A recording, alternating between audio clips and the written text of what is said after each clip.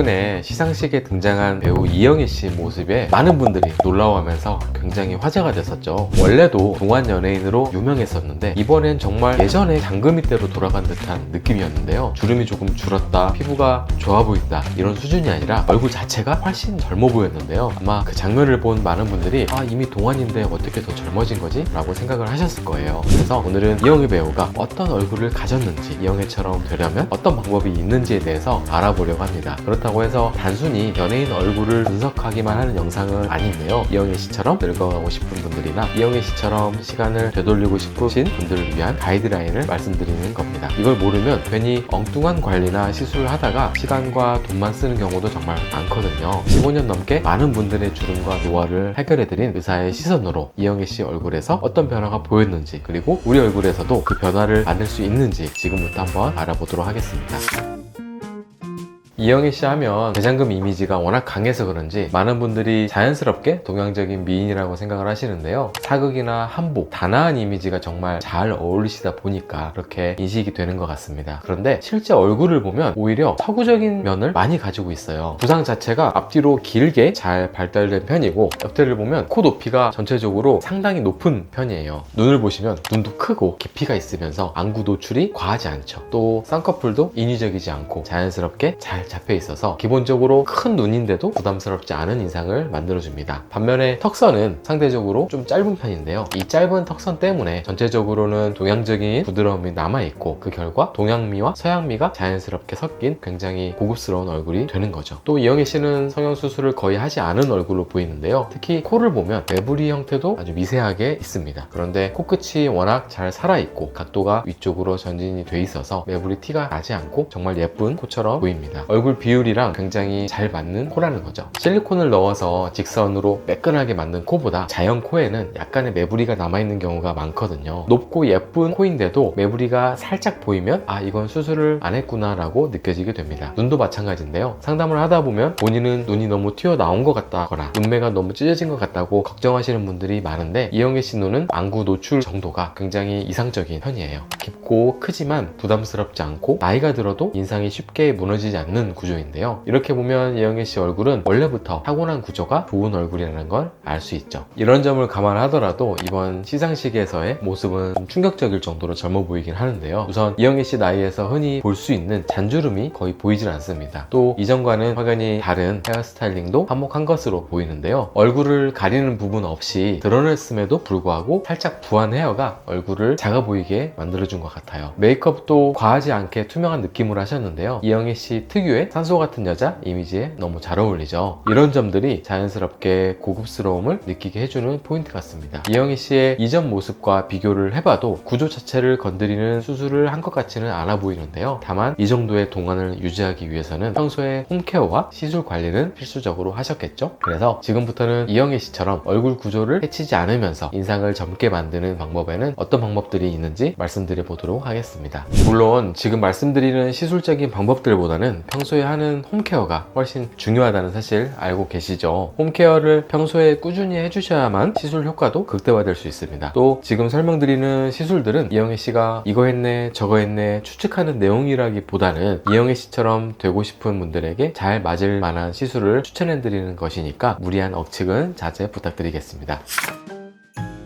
첫 번째는 보톡스입니다. 주름은 근육이 수축하면서 피부를 반복적으로 접게 되는데 이 힘을 약하게 만들어서 주름이 깊어지는 속도를 늦춰주는 게 보톡스의 원리죠. 그래서 보톡스는 이미 깊게 파인 주름을 없애는 것보다는 주름이 자리 잡기 전이거나 이제 막 생기기 시작한 단계에서 가장 효과가 좋은데요. 미간이나 눈가처럼 표정을 많이 쓰는 부위일수록 이런 예방 개념의 접근이 중요합니다. 이영애 씨 얼굴을 보면 표정이 살아있으면서도 인상이 피곤해 보이지 않는데요. 이런 얼굴은 보톡스를 많이 맞아서 생긴 얼굴이 아니라 필요한 부위에만 정확하게 과하지 않게 조절된 경우에 가까운데요. 그래서 자연스럽게 젊은 얼굴이 유지되지 않았을까 싶습니다. 보톡스는 애초에 주름이 생길 여지를 주지 않기 때문에 이미 생긴 주름을 개선하는 다른 시술보다 훨씬 간편하다고 볼 수 있습니다. 물론 주의사항이 없는 건 아닌데요. 가장 흔한 부작용은 원하는 근육이 아니라 그 주변 근육까지 같이 영향을 받는 경우입니다. 특히 제가 진료하면서 늘 조심해야 한다고 말씀드리는 부위가 있는데 바로 입 주변이에요. 말할 때나 웃을 때 때, 물 마실 때 입 주변 근육들은 아주 정교하게 같이 움직이거든요. 그런데 주름이 많다는 이유로 이 부위를 대충 넓게 맞아버리면 물 마실 때 물이 새고 발음이 새고 웃을 때 입이 어색하게 움직일 수 있습니다. 그래서 보톡스는 정확한 위치에 필요한 용량만 넣어야 효과를 볼 수 있는 시술이에요. 또 하나는 내성 문제인데요. 우리 몸 입장에서 보톡스는 이물질이기 때문에 너무 자주 너무 많이 맞으면 몸의 항체를 만들어서 보톡스 효과가 점점 떨어질 수 있어요. 그래서 가격이나 이벤트만 보고 자주 맞기보다는 적절한 간격을 지키는 게 훨씬 중요합니다. 제가 권장하는 보톡스 주기는 최소 3개월에서 6개월 정도인데요. 이 정도 간격을 유지하면 내성 없이 효과를 안정적으로 유지할 수 있습니다. 만약 이미 내성이 생긴 경우라면 다른 타입의 보톡스를 사용하거나 1년에서 길게는 3년 정도 휴지기를 갖는 방법도 고려해 볼 수 있습니다. 물론 가장 좋은 건 처음부터 무리하지 않고 적절한 주기를 지키는 거겠죠. 두 번째는 레이저 리프팅입니다. 레이저 리프팅은 이영애 씨가 인터뷰에서도 평소 꾸준히 받는 시술이라고 이야기한 적이 있는데요. 이 말이 의미 있는 이유는 레이저 리프팅이 얼굴을 한 번에 바꾸는 시술이 아니라 나이가 들면서 무너질 수 있는 얼굴 구조를 관리하는 시술이라는 점을 잘 보여주기 때문입니다. 레이저 시술은 피부 겉을 당기는 시술이 아닌데요. 피부 안쪽, 그러니까 진피층이나 그보다 더 깊은 층에 에너지를 전달해서 기존 콜라겐을 수축시키고 동시에 새로운 콜라겐 생성을 자극하는 원리를 이용을 합니다. 그래서 시술 직후보다는 시간이 지나면서 피부가 단단해지고 얼굴선이 서서히 정리되는 변화를 기대하게 하는 시술이에요. 레이저 리프팅의 가장 큰 장점 중 하나는 다운타임이 거의 없다는 점인데요. 의학적으로 봤을 때는 일상생활을 쉬어야 할 정도의 회복 기간이 필요한 시술은 아닙니다. 다만 시술 직후에 얼굴이 살짝 붉어지거나 열감이 느껴지는 정도의 반응은 생길 수 있습니다. 이런 반응은 대부분 몇 시간에서 하루 이틀 안에 자연스럽게 가라앉는 경우가 많습니다. 피부가 예민한 분들 중에서는 얼굴이 약간 부어 보이거나 만졌을 때 뻐근한 느낌을 받는 경우도 있는데요. 이 역시 멍처럼 오래 가는 건 아니고 보통 2-3일 안에 정리가 됩니다. 그래서 중요한 일정이 바로 다음날 있다면 하루 이틀 정도 여유를 두고 받는 걸 권하는 편이에요. 레이저 리프팅도 종류가 있습니다. 초음파 계열은 피부 깊은 층을 타겟으로 처짐의 축을 잡아주는 역할을 하고, 고주파 계열은 피부 전반의 탄력과 밀도를 채워주는데 강점이 있는데요. 각각 작용하는 깊이와 효과가 다르기 때문에 피부 두께나 처짐의 정도, 얼굴형에 따라서 선택이 달라져야 합니다. 제가 수많은 분들의 노화와 주름을 해결해 주다 보니까 레이저 시술을 받으러 오시는 분들도 정말 많아지셨는데요. 그래서 더욱 책임감을 가지고 진료를 받으리는 편입니다. 특히 레이저 리프팅을 시술해 드릴 땐 얼마나 강한 에너지를 쓰느냐보다 피부 상태에 맞는 깊이의 적절한 에너지가 들어가는지를 더 중요하게 보는데요. 특히 50대 이후에는 강한 에너지로 한 번의 변화를 기대하기보다는 피부가 감당할 수 있는 범위 안에서 콜라겐 반응을 꾸준히 유도해주는 접근이 더 현실적인 경우가 많은데요. 정리하면 레이저 리프팅은 회복 기간에 대한 부담은 거의 없으면서 얼굴 구조를 서서히 단단하게 만들어주는 시술입니다. 이영애 씨처럼 나이가 들어도 인상이 무너지지 않게 관리하고 싶은 분들에게 잘 맞는 선택지 중 하나라고 보시면 됩니다. 세 번째는 실리프팅인데요. 보톡스와 레이저 리프팅이 평소에 하는 관리에 가깝다면 지금부터는 이번 시상식에서의 이영애 씨처럼 갑자기 확 젊어질 수 있는 시술들에 대해서 설명해 드리려 하는데요. 실리프팅도 앞서 말씀드린 두 개의 시술보다는 효과를 빠르게 체감할 수 있는 시술이에요. 실리프팅은 이미 내려온 조직을 물리적으로 위쪽 방향으로 정리해주는 시술인데요. 포그라고 하는 갈고리 모양의 미세한 돌기가 달린 실에 처진 피부와 연부 조직을 걸어서 위로 당겨주는 방식이라고 이해하시면 됩니다. 그래서 실리프팅은 비교적 짧은 시간 안에 인상 변화를 만들어줄 수 있는 선택지가 될 수 있습니다. 실리프팅의 핵심은 단순히 당기는 게 아닌데요. 얼굴이 처지는 방향을 거슬러서 어디를 얼마만큼 어떤 방향으로 올릴지에 대한 판단이 가장 중요합니다. 같은 실을 쓰더라도 디자인에 따라서 결과는 완전히 달라질 수 있는데요. 제가 실리프팅 진료를 오래 하면서 느끼는 건 실을 많이 넣는다고 무조건 좋은 결과가 나오는 건 절대 아니라는 점이에요. 필요 이상으로 많이 넣으면 오히려 얼굴이 딱딱해 보이거나 자연스러운 표정이 깨지는 경우도 생길 수 있습니다. 실리프팅은 즉각적인 효과가 있는 대신에 반드시 알고 계셔야 할 주의사항 중 하나가 결절인데요. 실이 지나간 자리를 따라서 피부가 울퉁불퉁해 보이거나 만졌을 때 작은 혹처럼 느껴지는 경우를 결절이라고 하는데요. 이건 실이 피부층에서 제대로 자리 잡지 못했거나 피부 두께나 조직 상태에 비해서 실의 선택이나 위치가 맞지 않았을 때 생길 수 있습니다. 대부분 시간이 지나면서 자연스럽게 완화가 되지만 초기 디자인과 시술 경험에 따라서 발생 가능성이 달라지는 부분인데요. 또 한 가지 중요한 점은 실리프팅은 모든 얼굴에 같은 방식으로 적용할 수 있는 시술이 아니라는 겁니다. 피부 두께나 처짐의 정도, 얼굴형, 탄력 상태에 따라서 실의 종류와 개수, 방향이 모두 달라져야 하는데요. 그래서 실리프팅은 이미 시작된 처짐을 비교적 빠르게 정리해주지만 그만큼 정확한 판단과 경험이 중요한 시술이에요. 마지막으로 소개해드릴 방법은 안면 거상 거상입니다. 사실 이번 시상식 이후에 많은 네티즌들이 이영애 씨가 안면 거상을 하신 거 아니냐라는 추측을 하고 계신데요. 이 부분은 어디까지나 추측일 뿐이고 실제로 어떤 시술을 했는지에 대해서는 단정할 수 없겠죠. 다만 이런 추측이 나오는 이유가 있습니다. 안면 거상이라는 방법이 그만큼 얼굴을 젊게 만드는 방법 중에서는 효과가 즉각적이고 확실한 방법으로 알려져 있기 때문인데요. 나이가 들면서 처지는 건 피부만의 문제가 아니라 피부 아래에 연부 조직과 근막층까지 함께 아래로 내려오기 때문입니다. 안면 거상은 늘어진 구조 자체를 위쪽으로 다시 정리해주는 방법이에요. 그래서 50대 이후처럼 처짐이 많이 진행된 경우에는 리프팅만으로는 한계가 느껴지는 시점이 오게 되는 경우도 있습니다. 그런 상황에서 안면 거상은 젊어 보이는 변화 자체만 놓고 보면 가장 확실한 선택지가 될 수 있습니다. 다만 안면 거상은 효과가 확실한 만큼 반드시 알고 가셔야 할 부분들도 있는데요. 수술이다 보니까 회복 기간이 필요하고 붓기나 멍, 일상 복귀까지 시간도 고려해야 합니다. 또 한 가지 중요한 건 안면 거상은 얼굴을 무조건 당겨서 팽팽하게 만드는 수술이 아니라는 점이에요. 얼마나 많이 올리느냐보다 얼굴형과 나이에 맞게 얼마나 자연스럽게 정리하느냐가 훨씬 중요합니다. 실제로 안면 거상을 고민하시는 분들 중에서는 너무 과하게 변할까봐 걱정하시는 분들도 많은데요. 그래서 안면 거상은 경험이 많은 의료진과 충분한 상담을 통해서 어디까지가 필요한지 어디까지는 하지 않는 게 좋은지를 명확히 정하는 과정이 굉장히 중요합니다. 정리하자면 안면 거상은 모든 분들에게 필요한 선택은 아니지만 이미 진행된 처짐을 가장 근본적으로 해결할 수 있는 방법입니다. 처짐이 생활 속에서 확실히 느껴지는 단계라면 현실적으로 한 번쯤 고민해 볼 수 있는 선택지라고 보시면 됩니다.